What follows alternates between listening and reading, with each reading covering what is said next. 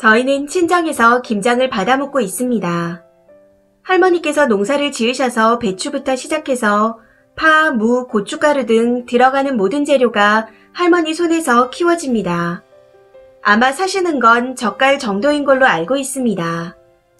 그렇게 김장 때문에 몇 개월을 투자하시고 양이 많아 김장을 하고 나면 온 가족이 몸살이 납니다. 그래서인지 그렇게 공들인 김치는 무지무지 맛있어요. 저도 김장하는 날이 회사 쉬는 날이면 가서 같이 하는데 이번 김장은 평일에 하셔서 같이 하지 못했고 주말에 친정에 가서 받아만 왔습니다. 큰 김치통으로 4통 정도. 이번은 특히 평일에 하셔서 더 많은 사람이 참여하지 못해 저희 엄마, 할머니, 작은엄마, 작은아빠 이렇게 4분이서 400포기를 다 하셨더라고요. 김장 해보신 분들은 400포기 엄청난 거 다 아실 겁니다. 참고로 할머니께서 온 가족을 전부 챙기시느라 양이 많아요. 그리고 받아서 집에 오는 길에 가족 조금이라도 좋은 거 맛있는 거 먹이자고 아직도 이렇게 힘쓰시는 게 울컥해서 할머니 너무 고생하신다 하고 남편에게 말했더니 옛날부터 그렇게 사셔서 그래. 그러길래 잉? 싶었지만 그날은 그냥 그렇게 넘어갔습니다. 그런데 문제는 그 다음에 터졌어요. 며칠이 지나서 김치 냉장고를 열어보니 4통이었던 김치가 3통인 거예요. 당일 수육하고 조금 먹은 것 빼고는 김치를 먹지도 않았을 뿐더러 저는 김치 받아온 날 빼고는 처음 열어보는 거였습니다. 그래서 남편한테 전화해서 물었더니 하는 말이 정말 어이가 없더군요.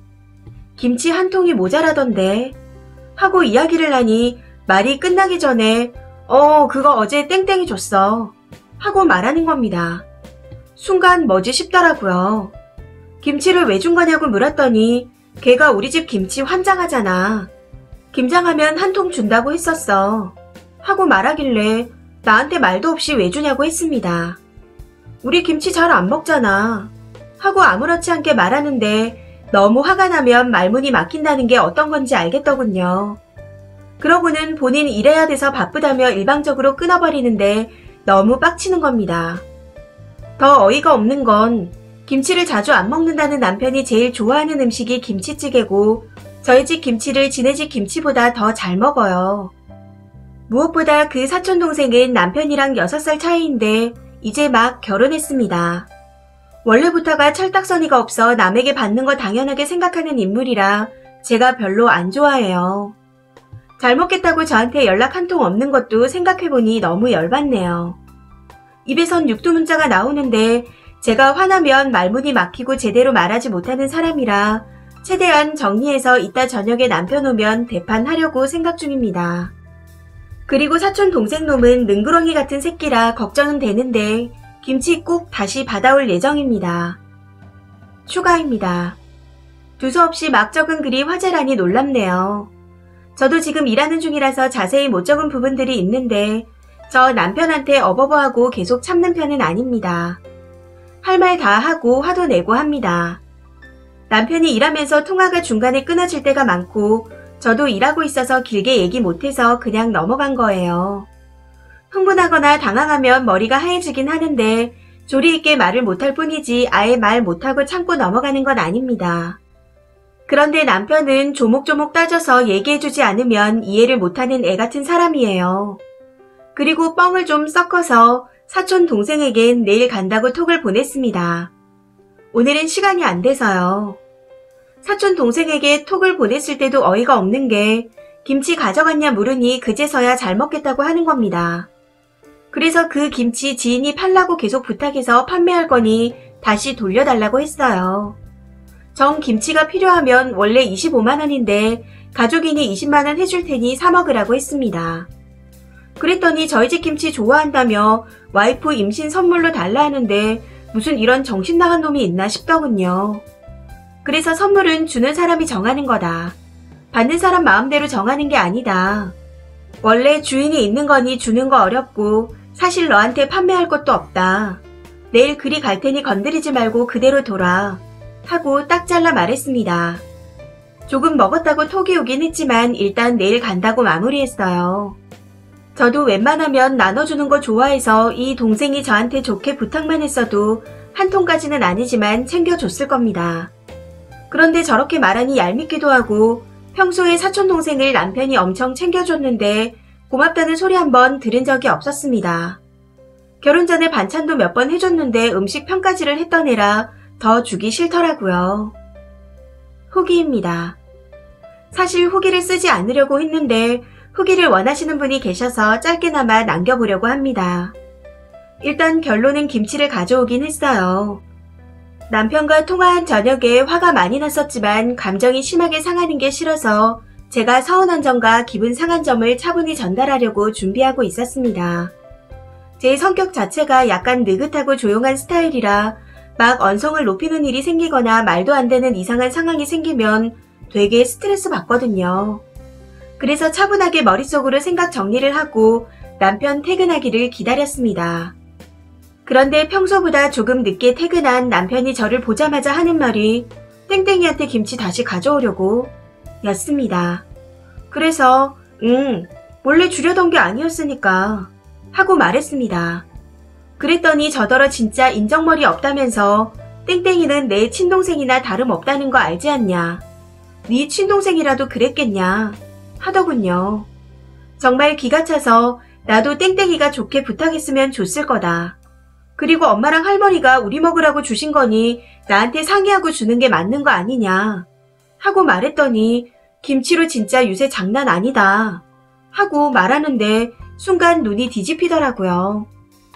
다시 말해보라 하니 방금 건 실수로 잘못 나온 말이라고 하는데 너무 빡쳐서 그냥 질러버렸습니다. 너는 주둥아리가 우리 집 김치 처먹을 때만 존재하고 우리 엄마한테 감사하다고 전화 한 통 드릴 주둥아리는 없는 거냐. 이래서 남의 아들 새끼는 챙기면 안 된다고 하는 거다. 은혜도 모르고 감사할 줄도 모르는 새끼. 하고 남편이 제일 목숨처럼 아끼는 플스를 던져서 박살냈어요.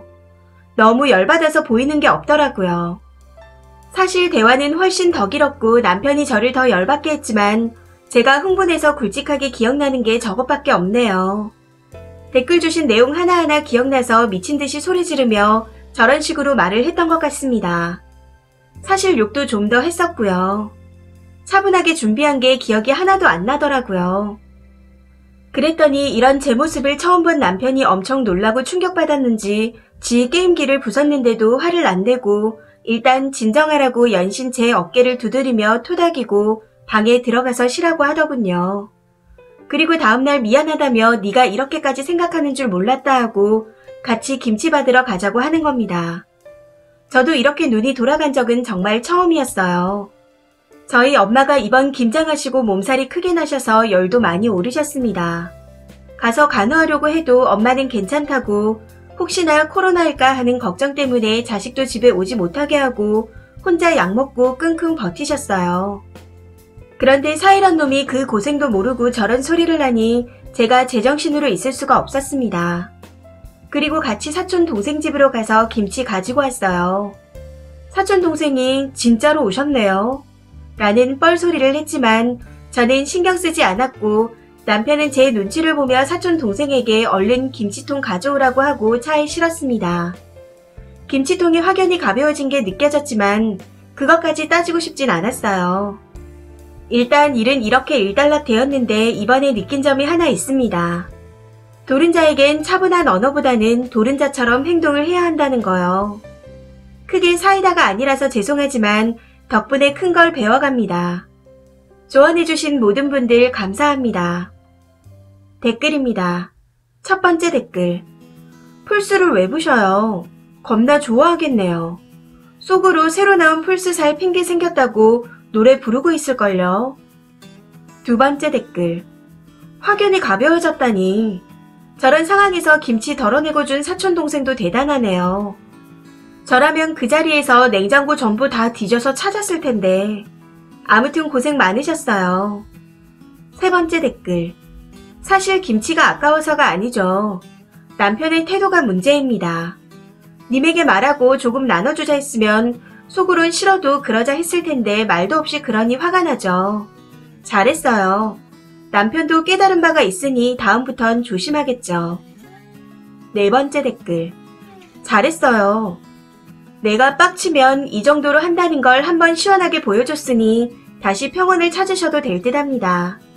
그새 김치 빼돌린 게 뭐가 중요하겠습니까? 이제 앞으로는 이런 일이 안 일어날 거라는 게 중하지. 5번째 댓글. 그런데 지난 글도 보고 의아했던 건 할머니께 김장 비용 안 드리나 봐요. 남편분이 님 할머니 노동력을 마냥 공짜 취급하는 것 같네요. 몇십만 원 내고 사온 거라 생각하면 그렇게 행동을 했을까 싶어요. 할머니 병나시지 않게 김장을 줄이면 좋겠지만 안 그러시고 또 받아오게 되면 돈을 과하다쉽게 드리고 받아오세요. 6번째 댓글. 그 가벼워진 김치통 보여주면서 남편한테 말해요.